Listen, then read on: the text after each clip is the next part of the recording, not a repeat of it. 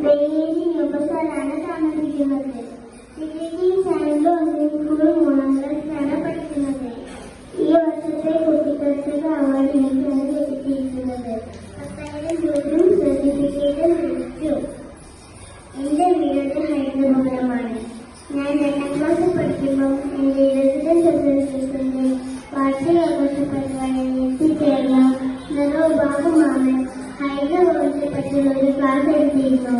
ആ ക്ലാസ് കഴിഞ്ഞതിന് ശേഷം ഞാൻ അച്ഛനും കൂടി നരോബാബുമാമന്റെ വീട്ടിൽ പോയി. അവിടെ നിന്ന് എനിക്ക് കുറെ കാര്യങ്ങൾ മനസ്സിലാക്കാൻ സാധിച്ചു. അതിനുശേഷം ഞാൻ എന്റെ വീട് ഹൈദരാബാദമാക്കാൻ തീരുമാനിച്ചു. എന്റെ വീട്ടിലെ അധികം മരുന്നുകളെല്ലാം വെറുതെ തരം തിരിച്ച് ഹൈദരാബാദിലേക്ക് നൽകാറുണ്ട്. ഹൈദരാബാദിലേക്ക് നൽകാനുള്ള 60 രൂപ ഞാൻ ദേവസ്വം ബസ്സിന് എടുക്കുന്ന 2 രൂപ വാങ്ങിയിട്ട് കുഞ്ഞിടും. അത് ഹൈദരാബാദിൽ എന്റെ വീട്ടിൽ വേസ്റ്റ് എടുക്കാൻ വരുമ്പം അവർക്ക് 60 രൂപ എടുത്ത് കൊടുക്കും.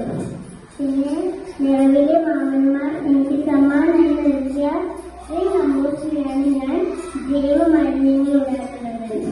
എന്റെ വീട്ടിൽ കുറച്ച് ഭക്ഷണം വെക്കാറുള്ളൂ. ബാക്കി വരുന്ന കുറച്ച് ഭക്ഷണ ആവശ്യങ്ങള് ഞങ്ങൾ ഈ 1ാമത്തെ കമ്പോസ്റ്റിലിടും. 1ാമത്തെ കമ്പോസ്റ്റ് നടന്നു കഴിഞ്ഞാൽ ഞങ്ങൾ 2ാമത്തെ കമ്പോസ്റ്റിലേക്ക് ഇടും. അപ്പോൾ 1ാമത്തെ നല്ല വളമായി മാറും. അത് ഞങ്ങൾ ശരിക്കും വഴിക്കും ഒക്കെ ഇട്ട് കൊടുക്കും. പിന്നെ എന്റെ പറമ്പിൽ വീഴുന്ന എല്ലാ ഇലകളും ഞാൻ കരിയില കമ്പോസ്റ്റ് ആക്കി മാറ്റാറുണ്ട്. എന്റെ വീട്ടിൽ പെയ്യുന്ന മഴകളെല്ലാം ഞാൻ പുറത്തേക്ക് ഒഴുക്കി വിടാറില്ല.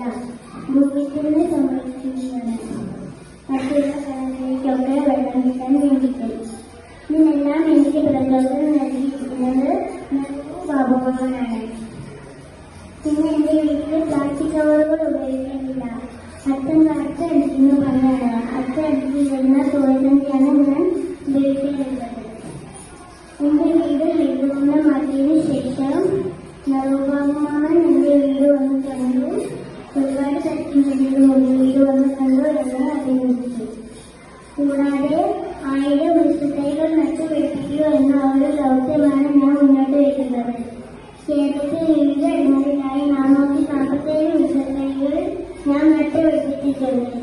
എന്റെ ഈ പ്രയത്നത്തിന് തുടക്കം കുറിച്ചിരിക്കുന്നത് പ്രൊഫസർ ടി ശോഭിത്ര മാസ്റ്ററാണ്. പിന്നെ ഇവിടെ കൂടിയിരിക്കുന്ന എല്ലാവരോടും എനിക്ക് പറയാനുള്ളത്, വീടും സ്ഥലവും വൃത്തിയായി സൂക്ഷിക്കുക. പ്ലാസ്റ്റിക് മണ്ണിലേക്ക് വലിച്ചെറിയരുത്. അത് മണ്ണിലേക്കില്ല. പ്ലാസ്റ്റിക് കത്തിക്കാൻ പാടില്ല. ഡയോക്സിൻ എന്ന വാതകം ഉണ്ടാകും. ഈ വാതകം നമ്മൾ ശ്വസിച്ചു കഴിഞ്ഞാൽ ക്യാൻസർ പോലുള്ള രോഗങ്ങൾ പിടിപെടും. അതുകൊണ്ട് നിങ്ങൾ പ്ലാസ്റ്റിക് ഒന്നും കത്തിക്കാൻ പാടില്ല. പ്രകൃതിയെ സംരക്ഷിക്കുക. സുരക്ഷിത നടന്ന ഒത്തിരി നമുക്ക് എല്ലാവർക്കും നന്ദി, നമസ്കാരം.